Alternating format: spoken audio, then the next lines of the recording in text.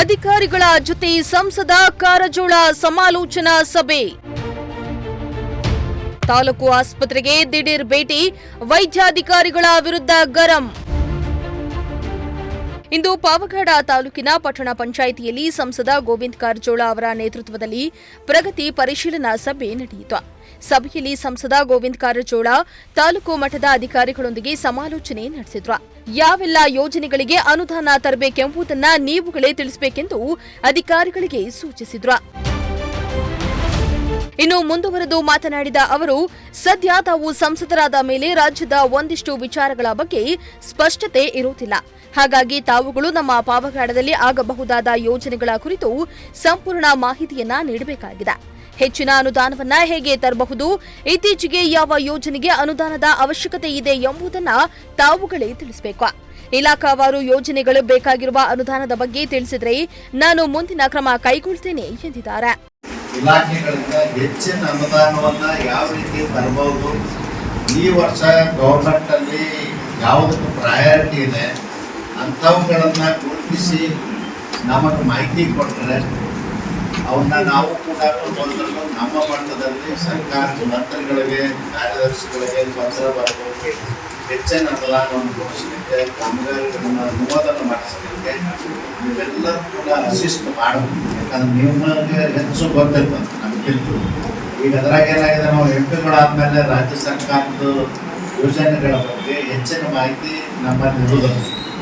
ಅದಕ್ಕಾಗಿ ನೀವು ನಿಮ್ಮ ಇಲಾಖೆಯವರು ಕೇವಲ ಮೀಟಿಂಗ್ ಬಂದು ಅಷ್ಟೇ ಈ ಇಲಾಖೆಯಲ್ಲಿ ಇಂಥ ಕೆಲಸ ನಮ್ಮ ತಾಲೂಕಿಗೆ ಹಾಕ್ಲಿಕ್ಕೆ ಸಾಧ್ಯ ಮಾಡಿಸ್ಕೊಂಡು, ಈಗ ಮೈನಾರಿಟೇಷನ್ ಉದಾಹರಣೆಗೆ ಈಗ ಮಾಡರ್ನೈಸೇಷನ್ ಯಾವ ರೀತಿ ಅಥವಾ ಫ್ರೆಶ್ ವರ್ಕ್ ಪಾರ್ಟಿಷನ್ ರೂಲ್ ಆಗಿರ್ಬೋದು ಅಂಥವು ನೀವು ರೆಡಿ ಮಾಡಿಕೊಡ್ರಿ.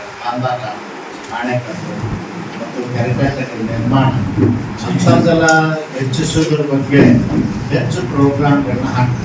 ಮತ್ತು ಪ್ರಧಾನ ಮಂತ್ರಿ ಕೃಷಿ ಸಿಂಚಾಯಿ ಯೋಜನೆಗೂ ದುಡ್ಡು ಸಿಗ್ತದೆ. ನೀವು SMIಲಿ 40 DPR ಸಬ್ಮಿಟ್ ಮಾಡಿದ್ದೀವಿ. ಅದನ್ನೇ ಕ್ಲಸ್ಟರ್ ಡಿವೈಡ್ ಮಾಡಿದ್ದಾರೆ. ಕ್ಲಸ್ಟರ್ 1 ಮತ್ತು ಅಪ್ರೂವಲ್ ಆಗಿದೆ. ನಾನು ಯಾಕೆ ಹೇಳ್ತಾ ಇದ್ದೇನೆ ಅಂತಾರ, ಒಂದೇ ಉದಾಹರಣೆ ಇಲ್ಲ. ಉದಾಹರಣೆ ಇಲಾಖೆ ಎಲ್ಲ ಇಲಾಖೆಯಲ್ಲೂ ಆ ಥರ ಇರ್ತದೆ. ಅವ್ರಿಗೆ ನಾವು ರಾಜ್ಯ ಕೊಡ್ಕೊಂಡು ನಮ್ಮ ಜನಗಳಿಗೆ ಎಸ್ಪೆಷಲಿ ಎಜುಕೇಷನ್ ಡಿಪಾರ್ಟ್ಮೆಂಟ್, ಸ್ಕೂಲ್ ಕಾಲೇಜ್ಗಳ ಬಗ್ಗೆ, ಕಟ್ಟಡಗಳ ಬಗ್ಗೆ, ಅಂಗನವಾಡಿ ಕಟ್ಟಡಗಳ ಬಗ್ಗೆ ಹೆಚ್ಚಿನ ಗಮನ